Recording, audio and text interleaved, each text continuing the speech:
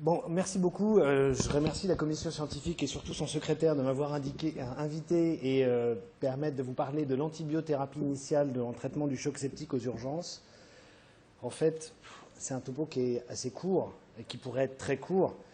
Je vais quand même essayer de développer quelques items avec vous et vous rappeler, en fait, enfoncer des portes ouvertes. Clairement, l'antibiothérapie du choc septique, c'est avant le remplissage. Et c'est avant la noradrénaline, n'en déplaise à Xavier et à Jean-Louis. Voilà juste mes conflits d'intérêts potentiels. Juste 3 points qui vont être développés en fait assez vite. Vous allez le voir parce qu'il n'y a pas, hormis sur le dernier point, il n'y a pas trop de problèmes. C'est quand commencer les antibiotiques, avec quelle molécule, et est-ce que je dois faire une monothérapie ou une bithérapie. Vous allez voir, les réponses sont assez simples. Quand commencer? Le plus tôt possible. Vous connaissez tous ce papier qui a maintenant 8 ans de Kumar, où sur une large database nord-américaine, où il a regardé en fait la survie en fonction de l'initiation du temps entre le début de l'hypotension artérielle dans le choc septique et l'initiation de l'antibiotique. Et ce qui montre clairement, c'est que la survie est plus basse et diminue progressivement en fonction du délai entre l'hypotension et l'initiation du traitement antibiotique.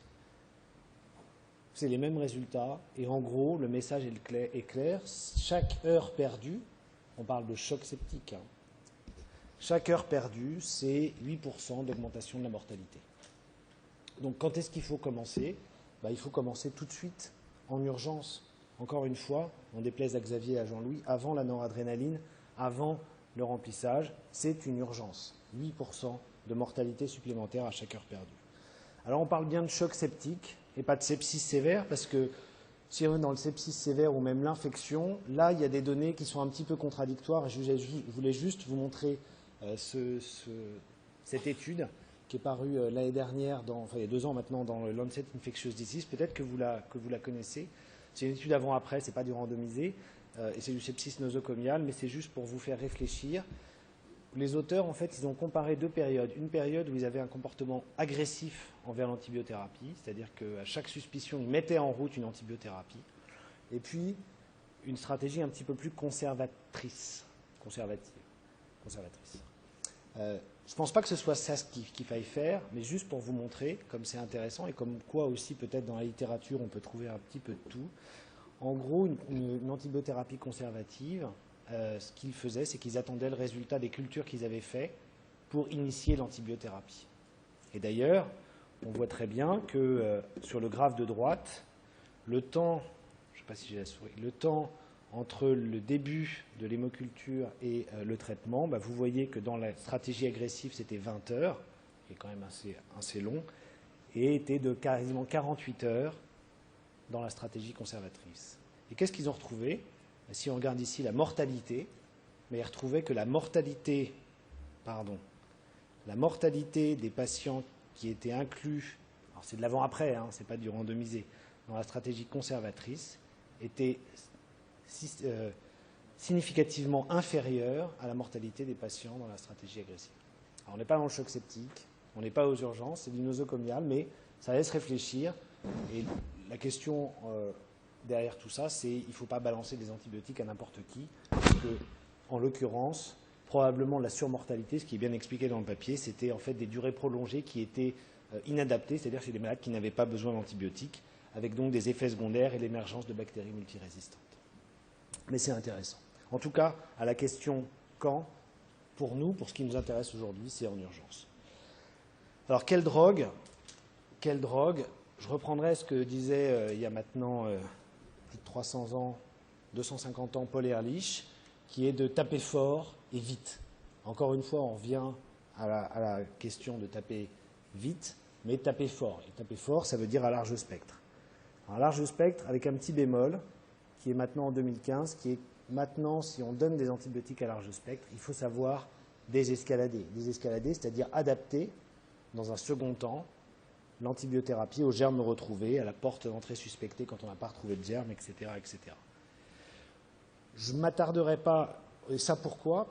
Pourquoi? Parce qu'on le sait que dans le choc septique, et dans toutes les infections. L'antibiothérapie, quand elle est inappropriée, elle conduit à une surmortalité. Et vous voyez ici cette étude qui est parue dans Chest, c'est encore le même Kumar, le roi de l'analyse de données de database, où il vous montre qu'en fonction de l'antibiothérapie appropriée ou inappropriée, vous voyez toutes infections confondues, infections avec culture positive, culture négative, bactériémique ou non, communautaire ou nosocomiale, et ici en fonction de la localisation de l'infection, quand l'antibiothérapie est inadaptée, la survie, elle est franchement plus basse. Si on prend toutes les infections et que la survie est de 60%, choc septique, antibiothérapie inappropriée, on est plus proche des 15%. Donc c'est pour ça qu'il faut des antibiotiques à large spectre. L'antibiotique à large spectre ne veut pas dire imipenem pour tout le monde. Soyons bien d'accord là-dessus. Il ne faut pas tuer une mouche avec un bazooka. Donc il faut donner des antibiotiques à large spectre. Je ne reviendrai pas là-dessus, mais vous savez qu'en fonction du site de l'infection, il y a des guidelines qui sont dans toutes les sociétés savantes, qui sont sur donner tel ou tel antibiotique en fonction du site de l'infection. Je n'y reviendrai pas, qu'on a une céphalosporine de 3e génération sur une suspicion de méningite ou de l'amoxicilline acide clavulanique sur une infection intra-abdominale, une céphalosporine de 3e génération en cas d'infection urinaire. Si on a une fasciite nécrante, ça sera plutôt piptase, janta. Et puis les pneumonies, qui sont plutôt, quand elles sont graves, des céphalosporines ou de l'augmentin, enfin l'amoxicilline acide clavulanique, associée à un intracellulaire. Juste, j'attire votre attention sur certains malades qu'on peut rencontrer. On parle encore une fois du choc septique aux urgences, qu'on peut rencontrer aux urgences, et quand on discute avec les urgentistes, de temps en temps, ils sont confrontés à des malades qui ont des facteurs de risque de portage de BLSE. Je vous l'ai dit, l'antibiothérapie à large spectre, pour moi, c'est une céphalosporine de 3e génération. Mais chez certains malades qu'il faut connaître, qui ont des facteurs de risque de développer, d'être colonisés plutôt par une entérobactérie qui possède une bêta-lactamase à spectre élargi, il faut savoir que chez ces malades, dans certains cas, on peut être amené à prescrire un carbapenem. Ce n'est pas la majorité, mais ça arrive. Et j'en discutais avec un urgentiste de la Pitié-Salpêtrière qui me dit « Moi, ça m'arrive une fois de temps en temps, ce n'est pas une fois par mois, mais c'est une fois de temps en temps, une fois par semestre, d'être confronté à un malade qui vient avec un sepsis communautaire et qui a fort risque d'être porteur d'une BLSE. » Alors, les facteurs de risque de BLSE, on les connaît, ils sont listés sur cette diapositive, je n'y reviendrai pas. C'est en gros tous ceux qui ont rencontré un petit peu les soignants, qu'ils aient été hospitalisés avant ou pas, et qu'ils aient eu des procédures invasives ou qu'ils aient reçu des antibiotiques. Et puis il y a une autre catégorie, et alors c'est un travail qui a maintenant 4 ans, mais qui est toujours d'actualité. L'autre catégorie, c'est les gens qui reviennent d'un voyage, dans un séjour, dans un pays où il y a des BLSE de façon endémique. Et vous connaissez peut-être ce travail, mais il est quand même assez consternant. C'est des gens qui vont faire du tourisme, qui reviennent et qui, au retour, on leur fait un écouvillon et on regarde s'ils sont porteurs ou non de BLSE. Et vous voyez que quand on revient d'Inde, c'est un petit collectif, mais on a 9 chances sur 10 d'être colonisé à BLSE. Quand on revient de l'Asie, 1 chance sur 3. Ça pose quand même question. Ce n'est pas encore intégré dans les guidelines, mais probablement que le retour d'un pays où les BLSE sont endémiques, même pas forcément hospitalisés, le retour d'un pays en tant que touriste, c'est un facteur de risque. Quand on revient d'Inde, clairement, c'est un facteur de risque d'être porteur de BLSE. Alors ça ne veut pas dire que quand on revient d'Inde et qu'on a un choc septique, il faut dégainer le méropenem ou l'imipenem, mais ça pose question, et ça doit vous poser question. C'est un malade particulièrement grave qui aurait un autre facteur de risque d'éventuellement élargir encore plus le spectre d'une céphalosporine de 3e génération à, par exemple, du méropenem. Et encore une fois, pour en discuter avec des urgentistes, ça arrive de temps en temps de voir mettre sur un sepsis d'origine communautaire une bêta-lactamine à large spectre type carbapenem.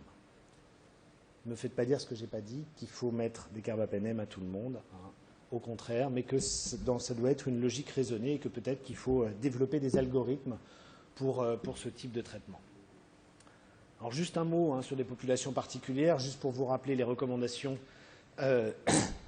de l'IDSA, la Société nord-américaine sur l'utilisation des antibiotiques dans les sepsis communautaires chez les patients d'hématologie et qui sont neutropéniques pour un cancer.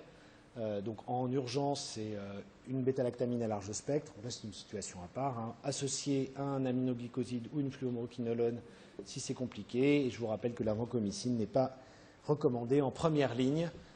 Elle doit être discutée en cas d'infection de cathéter veineux central, d'infection cutanée de la peau et des tissus mous, de pneumonie ou d'instabilité hémodynamique. Ceci est vrai essentiellement pour l'Amérique du Nord, en tout cas pour les pneumonies, pour la vancomycine, puisque vous savez qu'en France, les pneumonies à staph doré métillaire sont devenues extrêmement rares, si ce n'est quasiment inexistantes.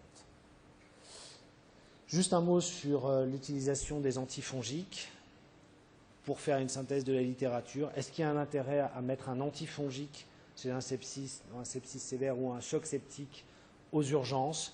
Aucun intérêt pour les patients communautaires, aucun intérêt. Déjà qu'on se pose la question pour les infections nosocomiales, mais on se la pose encore moins pour les infections communautaires.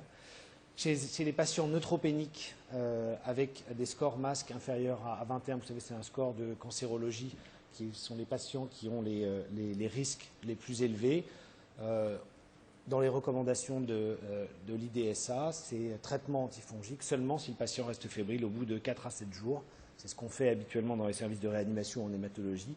C'est pareil pour les patients hématologiques. Donc aucune indication au traitement antifongique, c'est vraiment que des antibactériens. Juste, c'est des antibiotiques à large spectre, ces céphalosporines de 3e génération en sont. Juste, j'attire votre attention sur une chose, c'est que si vous faites des antibiotiques, Xavier et Jean-Louis nous ont parlé de remplissage, de volume de remplissage, d'adaptation du volume de remplissage. Pour les antibiotiques, c'est la même chose. Il ne faut pas oublier que si on regarde la cinétique, ici, la pharmacocinétique d'un antibiotique en fonction du temps, si vous allez donner une dose, si la CMI de votre germe elle est là, vous voyez qu'il va falloir attendre 3 doses pour que l'antibiotique soit efficace. Donc n'oubliez pas, si vous prescrivez un antibiotique à un malade qui est en choc septique, il faut atteindre rapidement la concentration minimale inhibitrice, et ça, c'est la dose de charge. Hein.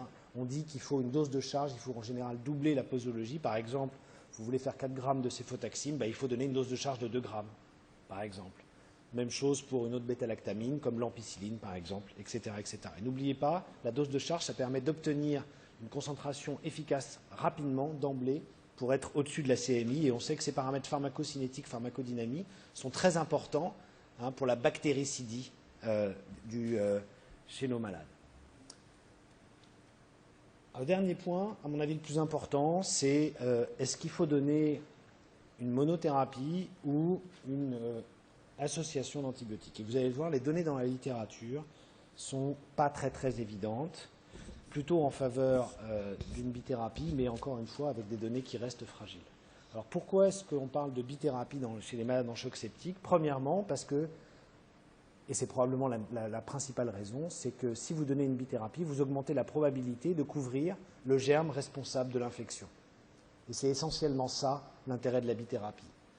Il y a d'autres intérêts. Le deuxième, en fonction des bithérapies que vous utilisez, c'est d'avoir une bactéricidie plus rapide, par un effet antimicrobien additif ou synergique. Pour certaines molécules, on verra avec les macrolides, il y a un potentiel effet immunomodulateur du deuxième agent pour les pneumonies communautaires graves. Et puis, il y a des gens qui disent que ça prévient l'émergence des superinfections de donner une bithérapie. Alors, il y en a pour lesquels c'est vrai, mais vous allez voir, il y en a pour lesquels on se pose, en termes d'efficacité, on se pose la question.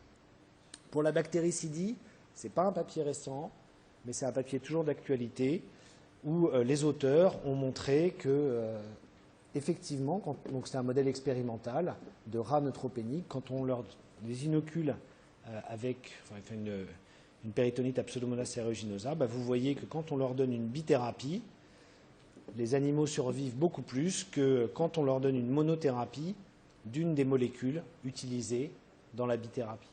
Et que donc l'idée, développée par ces auteurs, ce qui est vrai dans les boîtes de pétri, et semble vrai chez l'animal, c'est que la bithérapie entraîne une bactéricidie plus rapide et donc une survie supérieure. Est-ce que ça augmente la la couverture des germes responsables de l'infection, oui, mais oui, essentiellement pour les germes d'origine nosocomiaux. Vous voyez, c'est un travail de Martinez publié dans AAC il y a 4 ans, pardon, excusez-moi, 2010, dans lequel il regarde en fait quel est le pourcentage de couverture par une monothérapie, ici, ou par une bithérapie en fonction du type de germe. Et ce qu'il montre, c'est que, alors que pour les entérobactéries, c'est essentiellement des entérobactéries, des bacilles à gram négatifs, la monothérapie fait aussi bien que la bithérapie. Pour ce qui est des germes dits nosocomiaux, bêta-lactamase à spectre élargi, céphalosporinase inductible ou Pseudomonas aeruginosa, c'est là clairement où la bithérapie rattrape la couverture de la monothérapie et où on a un pourcentage de germes plus couverts par la bithérapie en termes de couverture microbiologique que la monothérapie, et ceci de façon significative. Alors, est-ce que ça se traduit en bénéfice clinique pour le malade? C'est là où c'est un petit peu plus compliqué. Il y a ce travail, que vous connaissez probablement, du même Kumar, publié en 2010, où il a évalué sur une large database de chocs septiques, vous voyez, plus de 2000 chocs septiques, l'effet d'une monothérapie versus une association d'antibiotiques. Et je tiens à préciser que dans ce travail, tous les malades avaient un antibiotique actif contre le germe retrouvé, quand il était retrouvé, responsable de l'infection. Et vous voyez qu'en 2010, il disait à ce moment-là, ben voilà, quand on donne une association d'antibiotiques, la survie, et c'est la courbe du haut, est supérieure à une monothérapie efficace contre le germe responsable de l'infection. Et donc une bithérapie, ça sauve des vies. Il le disait dans son titre. Le problème, c'est que c'est de l'analyse de base de données, que malgré tous les appariements, on peut toujours se tromper et conclure à un effet de la bithérapie alors qu'en fait, il n'existe pas. Et vous allez le voir, dans la littérature, il y a des données qui vont contre la bithérapie. Par exemple, ce travail, publié dans AAC l'année dernière, il y a 1 an et demi maintenant, où les auteurs comparaient, dans des épisodes de bactériémie à Pseudomonas aeruginosa, une monothérapie efficace versus une bithérapie efficace. Les courbes parlent d'elles-mêmes. Il y avait de mémoire une centaine de malades. Aucune différence en termes de mortalité. Exemple, cet autre travail de Carmen Peña, publié dans CID l'année dernière. Là aussi, c'est des bactériémies à Pseudomonas aeruginosa, où elle compare 3 groupes. Des patients qui reçoivent une antibiothérapie initiale inadéquate, courbe du haut. Des patients, courbe pointillée noire, qui est là, qui reçoivent une monothérapie adéquate. Et des patients qui reçoivent, ligne pleine, une bithérapie adéquate. Clairement, quand on a une antibiothérapie inadéquate, on a plus de mortalité. En revanche, quand on a une monothérapie adéquate, on ne meurt pas plus sur ces épisodes de bactériémie à Pseudomonas aeruginosa que quand on a une bithérapie adéquate. Et il y a plein d'exemples comme ça dans la littérature. Et d'ailleurs, l'auteur que je remplace, l'orateur que je remplace, Frank Brinkhorst, a publié une étude qui est une des seules dans la littérature comparant la monothérapie à la bithérapie. Alors c'est une étude qui pose quelques problèmes puisque c'est l'antibiothérapie à très large spectre. C'est méropenem d'un côté versus méropenem plus moxifloxacine chez des patients qui sont en sepsis sévère et qui ne sont pas colonisés ou pas connus colonisés par des germes multirésistants. Et vous voyez que dans cette étude, quoi qu'il en soit, qui est une étude randomisée, plus de 500 malades, excusez du peu, où finalement la monothérapie fait aussi bien que la bithérapie. Et donc, vous voyez, on est entre Kumar, qui nous dit si vous ne faites pas de bithérapie, vous êtes des assassins, et puis des essais randomisés et des études de cohorte qui montrent que finalement la monothérapie fait mieux. Pour ce qui est des pneumonies communautaires, juste c'est un petit peu particulier parce qu'en général la bithérapie sur les chocs septiques c'est plutôt avec un aminoside. Pour ce qui est des pneumonies communautaires, la bithérapie, c'est l'association d'une bêta-lactamine et d'un intracellulaire, macrolide ou fluoroquinolone. Là aussi, les avis divergent dans la littérature, et comme diraient des proches, mais je m'arrêterai là. Juste pour vous montrer cette étude de Critical Care publiée avec Christophe Adry en premier auteur, où il a pris environ 1000 patients qui avaient une pneumonie communautaire qui nécessitait la réanimation. Qu'est-ce qu'il a retrouvé? Je vais vous la faire courte parce qu'on a pris du retard. Que le traitement initial adéquat était associé à une survie meilleure, donc inadéquat, une survie moins bonne. Que le fait d'avoir une bithérapie, c'était associé à un traitement adéquat plus fréquent, mais qu'en revanche, quand on regardait la différence entre la mortalité et la mono ou bithérapie, il n'y avait pas de différence. Et donc, dans ce travail, qui est récent, 2013, un peu une remise en cause de l'association, puisque dans ce cas-là, c'était monothérapie, c'était le plus souvent une bêta-lactamine, et l'association bêta-lactamine plus macrolide. Donc, plutôt une remise en cause des guidelines, enfin, de ce qu'on nous recommande de faire aux urgences sur les pneumonies graves, qui est l'association bêta-lactamine macrolide ou bêta-lactamine fluoroquinolone. Alors, en fait, pourquoi est-ce qu'ils ont retrouvé ces résultats? Ça s'explique par le fait que la bithérapie, ça n'a l'air de marcher, en tout cas dans les études, et là c'était le papier de Critical Care Medicine de 2007, que chez les patients qui sont en état de choc, avec l'idée d'une immunomodulation par les macrolides ou les fluoroquinolones. Et juste pour vous montrer ce travail, vous voyez que si on regarde les malades sans choc, la bithérapie ou la monothérapie, on est dans les pneumonies communautaires. Bithérapie, c'est bêta-lactamine plus macrolide, ça fait aussi bien. En revanche, chez les malades en choc, l'association, ça tue moins, enfin, il y a moins de mortalité, un langage un peu cru, excusez-moi, que la monothérapie. Donc, en conclusion, mono ou combo, mono ou association, je pense que sur un choc septique grave, bien qu'il y ait des données qui soient un petit peu discordantes, le traitement, l'association, ça reste quand même un dogme, essentiellement parce que vous augmentez la probabilité de couvrir le pathogène responsable de l'infection. Et même une bithérapie par bêta-lactamine aminoside, l'aminoglycoside, il est actif, même si la bêta-lactamine ne l'est pas. Donc c'est plutôt un aminoglycoside sur le choc septique. Quand on a une pneumonie en choc, c'est un macrolide ou une fluoroquinolone. Mais ce qui est important, c'est de désescalader, et la monothérapie, après 48-72 heures, même sur les épisodes de bactériémie ou de pneumonie à Pseudomonas aeruginosa, mais là on n'est plus dans les urgences, on est dans le nosocomial, ça fait aussi bien que la bithérapie. Donc clairement, mon message, c'est bithérapie d'emblée et monothérapie dès J2, J3, y compris dans les infections sévères à Pseudomonas aeruginosa. Je sais que je vais en choquer plus tard. Donc en conclusion, j'aurais pu vous épargner 20 minutes de topo, parce que ça, vous le savez déjà, c'est rapide. Une bêta-lactamine, parce que c'est plus rapidement bactéricide, à large spectre, au mieux, quand c'est possible. Et c'est plutôt les céphalosporines de troisième. On sait que les céphalosporines de troisième génération sont des antibiotiques à large spectre. Et quand je dis antibiotiques à large spectre, c'est une céphalosporine de troisième génération.